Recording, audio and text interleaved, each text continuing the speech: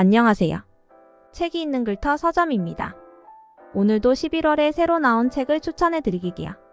첫 번째 도서는 어떤 섬세함입니다. 마주친 일상의 단면들은 이석원 작가의 일상 산문집으로 우리가 마주하는 일상 속에서 느끼는 불안과 공포, 그리고 소중한 가치에 대해 이야기한다. 이 책은 단편 영화처럼 각각의 이야기가 풀려나가며 독자는 작가와 함께 그 순간을 경험할 것이다. 작가가 직접 찍은 아름다운 사진들이 글과 함께 담겨져 있어 더욱 생생한 느낌을 전해준다. 이 책은 우리의 삶에 내재된 불안과 공포에 대해 함께 이야기하고 더 단순하고 평온한 삶을 꿈꾸며 남의 꿈과 사정, 고통에 대해서도 생각하게 한다.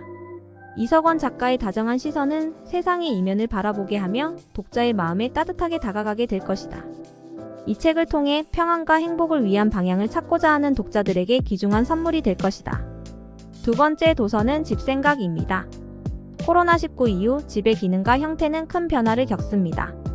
바깥 공간에서 이루어지던 많은 행위가 집 안으로 들어오면서 집을 대하는 우리의 태도 역시 다른 방식으로 진화했습니다. 재택근무가 자연스러워지면서 집은 사무의 공간이 되었고, 배달이 늘어나면서 음식을 받을 때 사생활을 보호하기 위한 중문 설치 역시 증가했습니다. 또 택배가 일상이 되면서 시설 곳곳에 무인 택배함이 설치되었죠. 거실의 형태는 어떤가요? 커다란 TV가 공간의 대부분을 차지하던 거실이 가운데 넓은 테이블을 두어 가족이 모여 이야기를 나눌 수 있는 공간으로 바뀌고, 턴테이블이나 커피장을 두어 좋아하는 취미활동을 위한 공간으로 변화하기도 했습니다. 이처럼 집은 나의 일상과 생각, 정체성을 담아내는 그릇이 되었습니다. 착착 스튜디오를 운영하며 킹덤의 작가 김은희 작가의 풍년 빌라를 건축하고, 천주교 서울대교구 역사관과 대흥사 유선여관의 리노베이션을 맡는 등 다양한 공간을 연출, 설계하며 여러 프로젝트를 성공적으로 이끈 건축가 김대균 소장은 이 책에서 집에 대한 다양한 단상을 살피고, 지금껏 당연하게만 여겼던 집이라는 공간이 정말로 무엇인지, 또 우리에게 어떤 역할을 하는지에 대해 인문학적 사유를 담았습니다. 세 번째 도서는 그래서 우리는 음악을 듣는다입니다.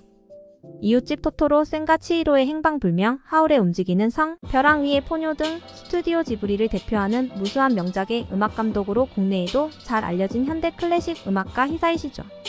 그는 작곡뿐만 아니라 지휘, 연주 등 다방면의 활동을 꾸준히 이어오며 많은 이들에게 음악으로 감동을 선사하고 있다. 특히 좋은 음악이란 무엇인가에 대한 사유를 게을리하지 않는 노력은 그의 음악에 고스란히 담겨 우리에게 깊은 울림을 준다. 대담집 글에서 우리는 음악을 듣는다 역시 그러한 고찰의 연장선 위에 있다. 히사이시조는 이 책에서 뇌과학의 권위자이자 해부학자인 요로 다케시를 만나 지혜와 영감이 가득한 대화를 나눈다. 인간은 왜 음악을 만들고 예술과 감각은 사회에 어떤 의미가 있는가? 라는 큰 주제 안에서 펼쳐지는 이들의 논의는 음악을 비롯한 예술, 과학, 철학, 사회학, 인문학, 곤충의 생태까지 폭넓게 아우르며 있는 이에게 풍성한 지적 자극을 선사한다. 각자의 분야에서 최고의 자리에 오른 두 거장이 주고받는 이야기는 유쾌하고 흥미롭게 읽히면서도 한편으로는 예리한 통찰력으로 폐부를 찔러 현대 사회를 살아가는 우리의 모습을 돌아보게 한다. 히사이시조의 음악을 사랑하며 그의 음악적 사상을 엿보고 싶은 독자, 음악과 인간을 잇는 섬세하고도 감각적인 연결고리에 흥미를 느끼는 독자라면 꼭 한번 읽어볼 것을 권한다. 네 번째 도서는 압축적 근대성의 논리입니다. 이 책은 한국과 동아시아의 경이로운 성장을 가능케 한 압축적 근대성의 여러 가면을 살펴보는 역작입니다. 저자인 장경섭 교수는 30여 년 동안 이 주제에 대한 연구를 진행하였으며, 이 책은 그의 연구 여정을 집대성한 결과물입니다. 이 책은 전통적인 근대성 이론을 넘어서는 새로운 이론을 제시하며 세계적인 권위자들과의 교류와 협업을 통해 한국과 동아시아를 넘어 세계사적 맥락으로 확장시켰습니다. 또한 한국의 발전과 압축적 근대성에 의해 현대 한국 사회가 직면한 문제들에 대한 통렬한 진단을 제공합니다. 이 책은 국내외 학계의 주목을 받아왔으며 세계적인 출판사에서 최초로 출간된 한국 학자의 원작이라는 점에서도 주목할 만한 책입니다. 한국어판뿐만 아니라 다른 언어로 번역되어 출간될 예정이며 후속작인 압축적 근대성의 위험도 출간할 예정입니다. 이 책은 한국의 발전과 압축적 근대성에 대해 이해하고자 하는 사람들에게 매우 흥미로운 내용을 제공합니다.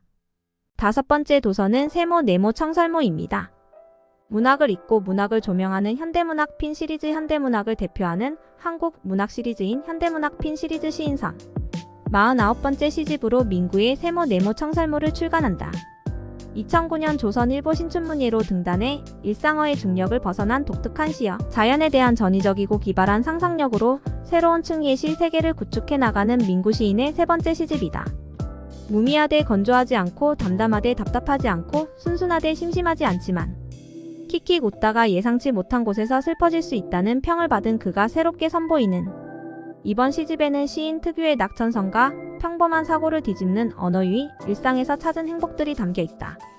여섯 번째 도서는 김홍도 조선의 산수를 그리다입니다. 조선 후기를 대표하는 김홍도는 산수화와 풍속화로 많이 알려져 있다. 정조가 왕위에 오른 뒤 어진을 그리려 하자 신하들이 입을 모아 김홍도가 있으니 다른 사람을 구할 필요가 없다고 할 정도로 김홍도의 명성은 당대에도 유명했다. 그런 그가 1788년 가을 정조의 어명으로 금강산 및 관동 지역을 그린 것이 바로 60여 점으로 알려진 금강사군첩이다. 김홍도는 금강사군첩을 그리기 위해 또 다른 조선의 대표적 화가인 김응환과 동행하여 50여 일의 사색 여행을 떠난다. 김홍도 조선의 산하를 그리다는 이때의 여정에 대한 일종의 호일담이다. 책은 김홍도의 그림에 대한 감상에서 그치지 않는다. 저자의 풍부한 인문학적 지식과 축적한 방대한 자료를 바탕으로 김홍도가 그리거나 혹은 거쳐갔을 금강산 및 관동 지역의 명소를 예시와 산문으로 풀어 소개한다. 이번 주 신간은 어땠나요? 마음을 움직이게 한 책이 있다면 근처 서점에 가서 둘러보세요. 서점을 둘러보면 훨씬 더 다양한 책들이 기다리고 있습니다. 영상 끝까지 시청해주셔서 감사합니다. 좋아요, 구독은 영상 제작에 큰 도움이 됩니다. 감사합니다.